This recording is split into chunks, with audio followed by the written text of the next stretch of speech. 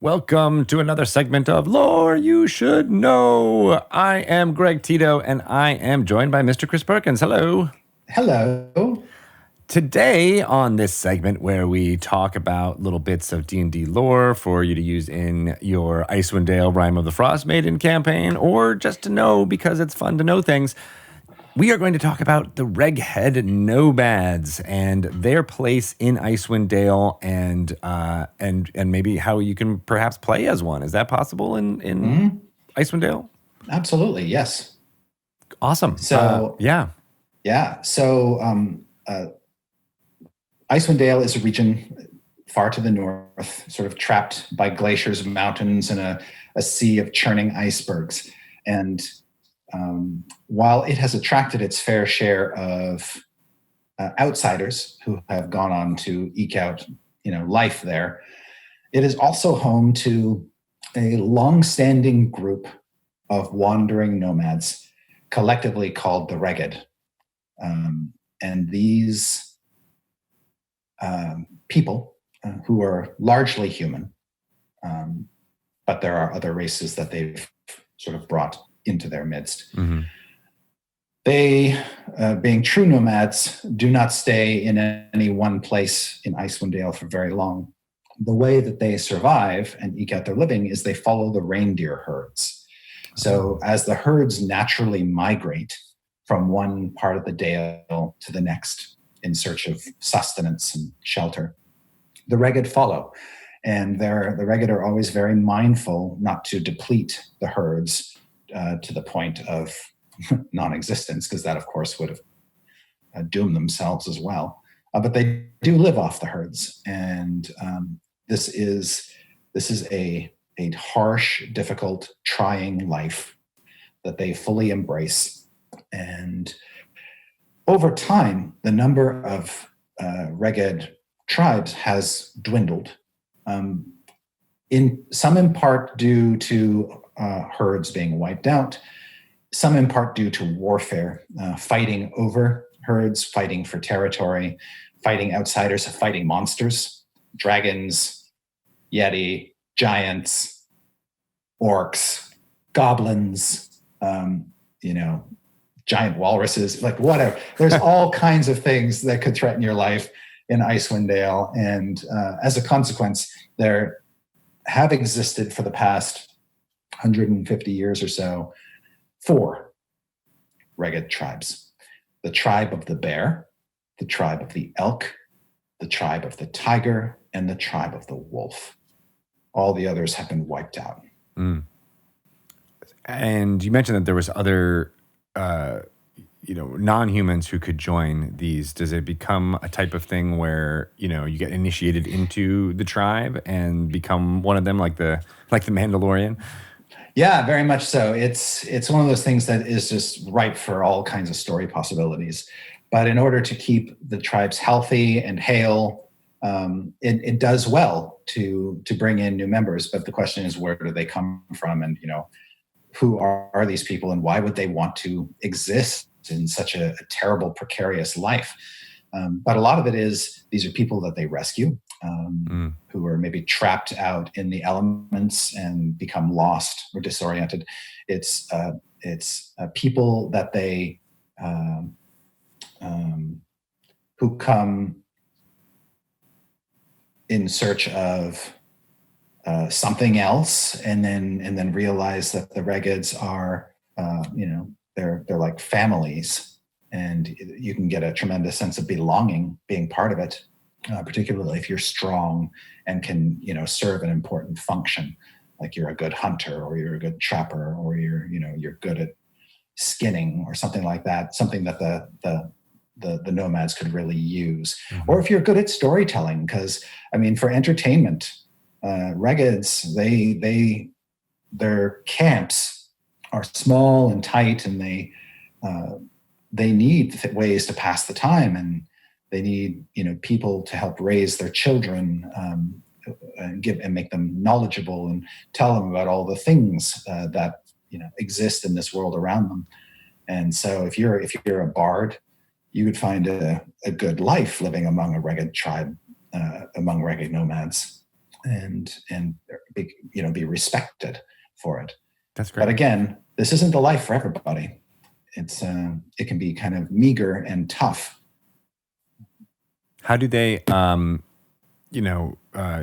provide shelter? Are there bases around Icewind Dale, or are there like tents? How does it work? They basically take their homes with them.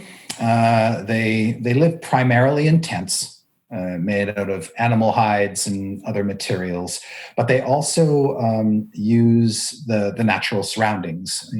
Escarpments, ridges, caves. They will sometimes just sleep in the snow, insulated by basically furs like sleeping bags.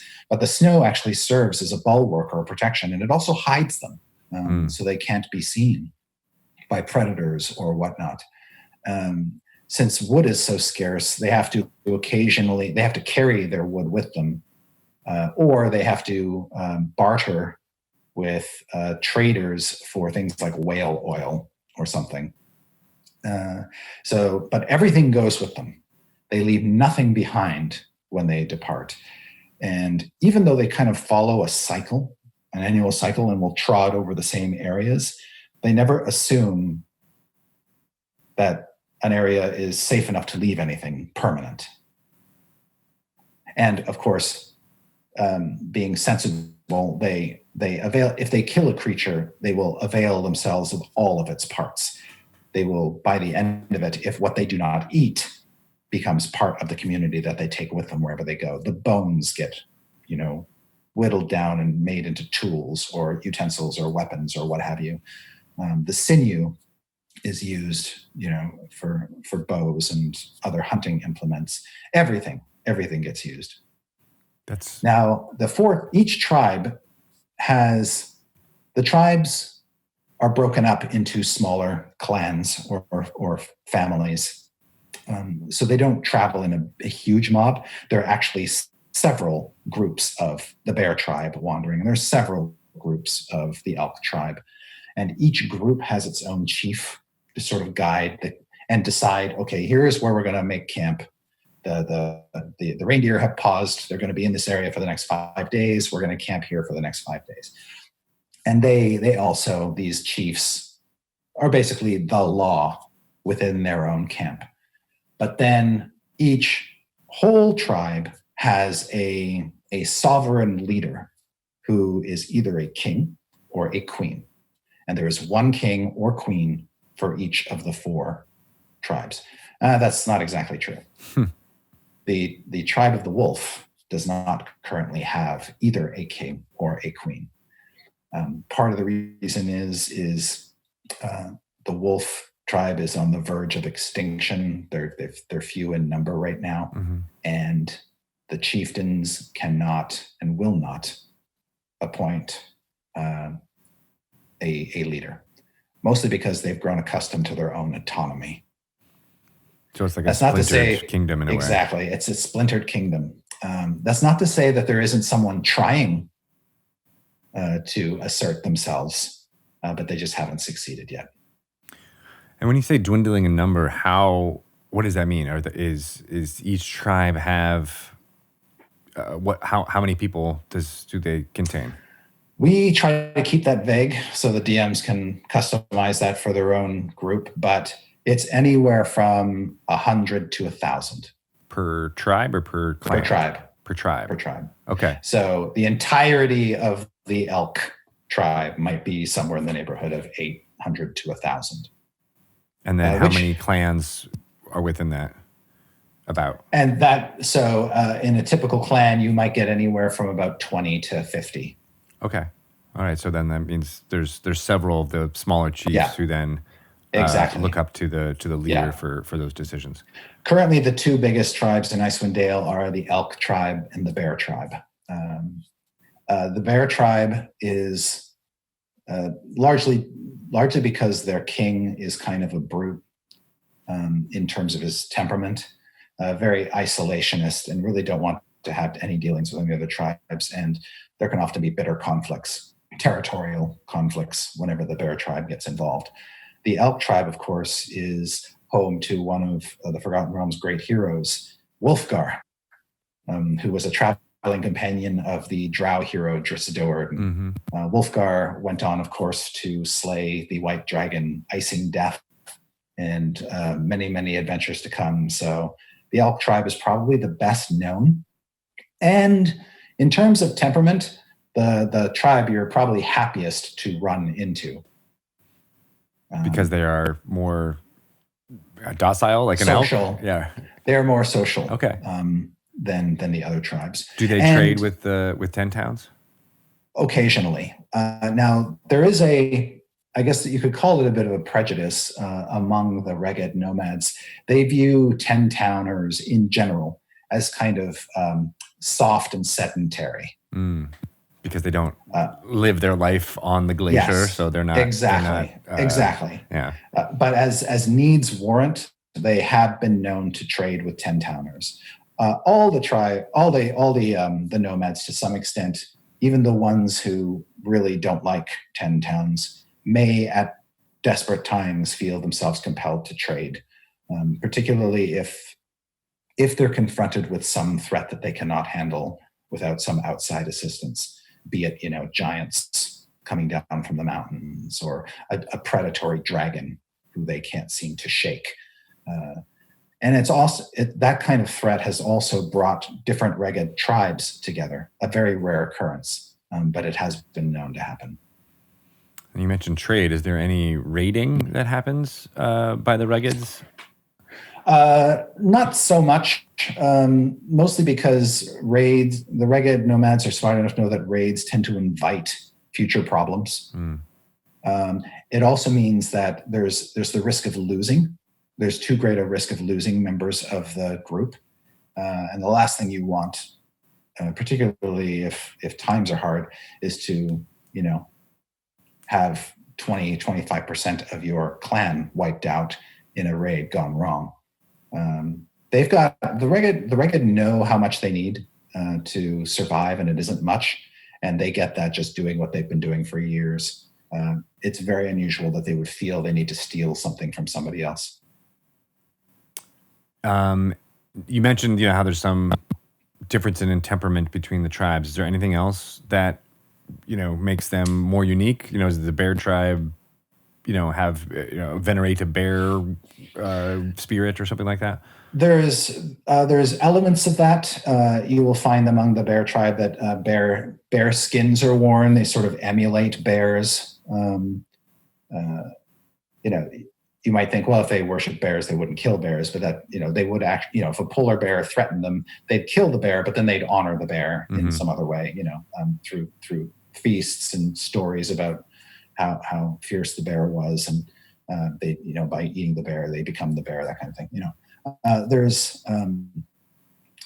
some of that. We've tried to visually distinguish them by having some of that animal reflected in the furs that they choose to wear.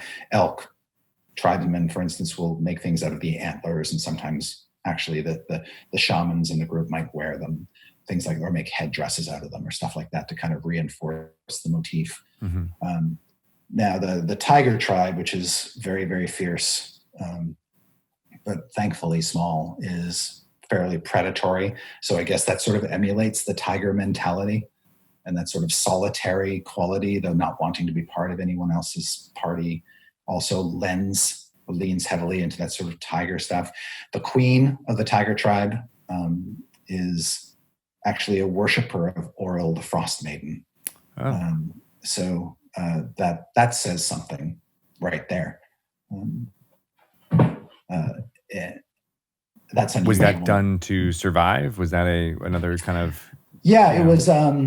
It's sort of a quest of hers to become a chosen of Auril, and in doing so, hopefully, then gain some of this god's power and be able to raise her tribe up to become the mightiest in Icewind Dale.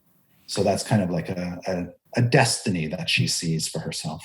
Is that because it sounds like the Regheds in the past have been all about balance and making sure that there was enough for all. So someone who wants to be like, I want to be the ruler, that seems that's like new, and that's in part borne out by the desperation that everyone in Icewind Dale is feeling. the fact that either through forces they don't understand or through the influence of someone like Auriel the Frost Maiden, it looks like perpetual winter might be Icewind Dale's future. In that future, to survive, this one individual has basically committed herself in this direction, and that's unique and that's new. So for dungeon masters and players who want to interact with Regheds or potentially play one, what kind of advice would you give? You'll want to get Rime of the Frost Maiden. That's my job. So September 15th, in stores everywhere. In Storm King's Thunder years ago, we introduced the four leaders of the four tribes and talked about them a little bit. But Rime of the Frost Maiden is the first product where we meet them and you can actually interact with them and engage with them and do missions for them, or what have you. And so if you really are interested in delving more into them, this product has a lot more information than we've ever had before, talking about each sort of group in detail, what their campsites are like, encounters with the various leaders. And you'll see that the Reghed are as wide-ranging in temperament as any group of humanoids you will ever meet. Mm-hmm. Some will come to the heroes and see them as potential saviors or powerful allies or champions to put an end to this threat that engulfs all of Icewind Dale.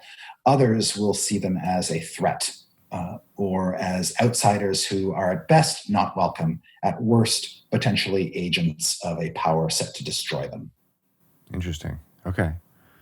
And it sounds like, if you want to play that, the trope of a dedicated survivalist, like a ranger or a druid, they would be perfect. I really like the idea of a bard, though, of a storyteller, of and you mentioned shaman. What kind of classes would those characters be in? And I think druids would be attracted to that. Potentially clerics, if your domain or your deity choice was sort of more like a wilderness type deity, like Sylvanas or Eldath or someone like that. That could work out nicely. Obviously, the barbarian class could find a ready home in as a Reghed Nomad. No wizards, probably, or very rare. Unlikely. Apart from the fact that the Reghed life is just kind of hard on those of weak constitution, most wizards probably would not be happy trudging every 5 days through mountains of snow in pursuit of and eating reindeer meat constantly. It would be a highly unusual wizard to find themselves there. But maybe a sorcerer or a warlock. A sorcerer with a dragon blood flowing through their veins. Maybe it's the ice cold blood of a white dragon flowing through their veins. Or if it's a warlock, maybe you have a pact with some supernatural force that's an elder evil trapped under the ice, or some other ancient primal being, like for instance Thrun, this mysterious elemental entity that is said to be trapped under Icewind Dale. And in fact, there's a set of standing stones outside the 10 towns of Dugan's Hole called the 20 Stones of Thrun. You could be a warlock of that power and traveling with the Regheds in the hopes of finding some way to unlock Thrun from its ancient prison. Interesting. So, definitely the higher concentration of the classes we mentioned early on, but you could come up with a good story hook for any, D&D class to be a part of this, because it is the way of life is probably the most attractive part of it. Even though, as you said, it's harsh, there might be some simplicity there, that is attractive to any character depending on how you put them together. Yeah, it's a fantastic way to sort of establish that your character has gone through this sort of icy crucible and had their mettle tested in this absolutely harsh existence. I mean, adventuring at that point will seem like a piece of cake. Exactly. Awesome. Well, I can't wait for people to, in fact, pick up this book and start playing around with making characters, perhaps as the Regheds, or encounter them in some way throughout your adventures. Very cool. Thank you for this little tidbit, Chris. How can people get in touch with you to potentially ask you any more questions about what's happening in Icewind Dale? I am on Twitter at Chris Perkins DND. Excellent. I can't wait to find out more as we delve into what's happening in the Frozen North. Tons of fun. Thank you so much. You're welcome.